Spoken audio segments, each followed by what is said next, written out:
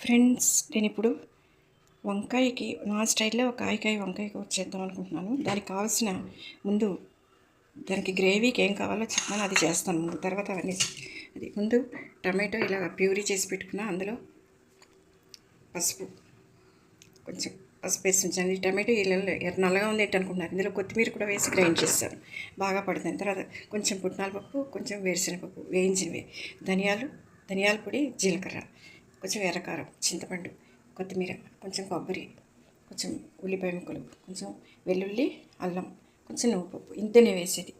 ఎందుకంటే చాలా రకాల మసాలాలు వేయచ్చు. బగారా బేగన్కి వేసినట్టు వేయను, అది ఎప్పుడైనా చేస్తాను కానీ రోజు చేయము. ఇది ఎందుకంటే ఇందులో ఒమేగా 3 ఫ్యాట్ ఇవన్నీ కూడా కలిసి, నువ్వుపప్పు, వేరుశనగపప్పు మంచిది కదా దానికి, అందుకని. ఇప్పుడు నేను దాంట్లో కొంచెం ముందు వెల్లుల్లి వేయించేస్తాను.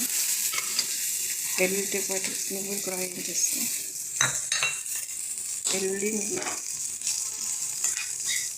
నువ్వులు కిందసారి నేను ఏదో చిన్న దాంట్లో వేయిస్తే బాగా వేగలేదు, పచ్చి పచ్చిగా ఉన్నాయి. అందుకని ఇలా వేయిస్తున్నాను. ముందు ఇందులోనే ఇది కూడా వేస్తున్నాను. అంటే మరీ వేయించేసిన ముద్ద వేగిపోయినట్టు, కొంచెం పచ్చి వాసన పోయేలా మాత్రమే వేయిస్తాను నేను. ఇంటిలో ఎంతసేపు నువ్వులు ఇంతసేపు వేగుతూ ఉంటాయి కదా ఆ మీద.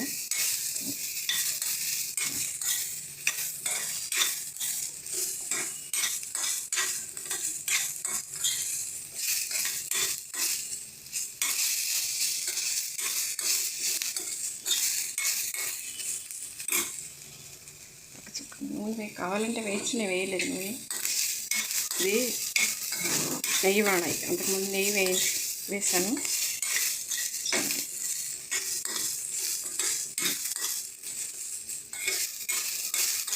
ఇలా వేసుకుంటే దానికే ఎరుపు వచ్చేస్తాయి. నువ్వుపప్పు అయితే నువ్వుపప్పు అదొక రకంగా ఉంటుంది, పచ్చి నువ్వుపప్పు. అయితే నువ్వుపప్పు అంటే గుర్తొచ్చింది. నా చిన్నప్పుడు మాకు ఇంటి వెనకాల కాలం ఉంది. మా ఇంటి ముందు చాలా పెద్ద జాయింట్ ఫ్యామిలీ. అందుకని ఆ చిల్లులది నువ్వుల పప్పు అందులో వేసి కడిగి ఆడిచ్చేవారు. ఆవకాయ రోజుల్లో ఆవకాయ పెట్టడానికి, ఆవకాయకి నూనె కోసం అలా చేసేవారు. ఇప్పుడు నువ్వుపప్పు కడగడం అంటే ఎలా వస్తుందో అది కూడా తెలియదు చాలామందికి. అన్నీ సూపర్ బజార్లోనే పుడతాయి అనుకుంటారు.